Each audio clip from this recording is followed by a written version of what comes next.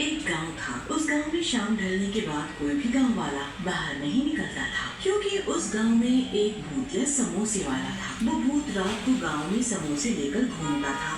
उसके समोसे की खुशबू पूरे गांव में फैल जाती थी। खुशबू से गांव वाले आकर्षित होने लगते थे और अपने घरों से बाहर आ जाते थे। वो भूत उन्हें उठाकर अपने समोसे की दुकान पर ले जाता था और उन्हें मार देता था। इसीलिए गांव वाले अपने अपने घरों की खिड़कियां और दरवाजे रात को अच्छे से बंद रखते थे, ताकि समोसों की खुशबू अंदर न आए। एक दिन राजन शहर से 18 साल बाद अपने गांव लौटा था।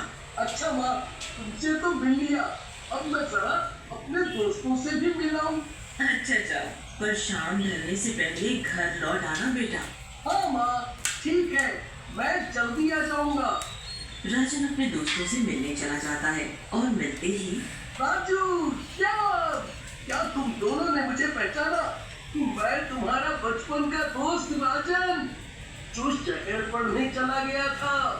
यार तू मेरे दोस्त, कितने सालों बाद आया है तू गांव में। अच्छा दोस्तों, हम कितने सालों बाद मिल रहे हैं। चलो इसी खुशी में कहीं घूम कर आते हैं। नहीं, हम नहीं जा सकते। क्यों, क्या हुआ? तुम दोनों घूमने के नाम से इतने डर क्यों रहे हो? क्या तुम्हें नहीं पता, इस गांव में शाम ढलने के बाद घर से कोई नहीं निकलता बाहर। पर क्यों, क्या बात है? क्या तुम्हें नहीं पता, रात के समय गाँव में समोसे वाला भूत घूमता है। जो भी उसके समोसों की खुशबू सूंघ लेता है, वो भूत उसे उठाकर अपने साथ ले जाता है और उसे मार देता है। शायद तुम्हें भूत के बारे में कुछ नहीं पता, इसलिए उसकी खिड़की दरवाजे अच्छे से बंद करके सोना। चलो भाई, अब घर चले, अंधेरा होने ही वाला है। इतना बोलते ही राजू और श्याम वहाँ से चले जाते हैं। ये दोनों भी ना कैसी कैसी बातें करते हैं। कोई भूत वूत नहीं होता। शायद ये दोनों मुझे डराना चाहते हैं। अगर कोई ऐसी बात है तो माँ से जाकर पूछता हूँ।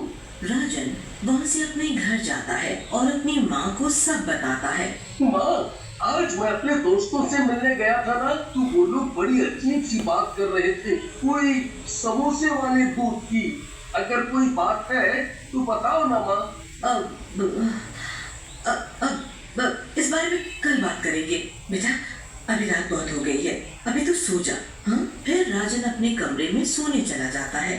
राजन अपने दोस्तों की कही बातों पर ज्यादा भरोसा नहीं करता, जो उन्होंने भूतिया समोसे वाले की बात कही थी, और वो खिड़की खुली रखकर ही सो जाता है। और रात में भूतिया समोसे वाला हाथ में समोसे की प्लेट लेकर गांव में घूमता है। ओ गांव वालों, जरा खिड़की खोल कर कोई हमारे भी दर्शन कर लो। हम भी तो तुम्हारे अपने हैं, एक बार तो दर्शन कर लो हमारे। ये मेरे बनाए हुए गर्मा गर्म समोसे तो चख लो एक बार। पर किसी के भी घर की खिड़की नहीं खुली होती। कोई बात नहीं, मैं खुद ही देख लेता हूँ कि आज कौन मरेगा मेरे हाथों से। ऐसा तो हो ही नहीं सकता कि आज मैं खाली हाथ यहाँ से जाऊँ। तभी भूत की नजर राजन की खिड़की की तरफ पड़ती है। फिर समोसों की खुशबू खिड़की से होते हुए कमरे में राजन तक पहुंच जाती है। समोसों की खुशबू पहुंचते ही राजन आकर्षित हो जाता है। क्या खुशबू है? ये खुशबू तो समोसों की है।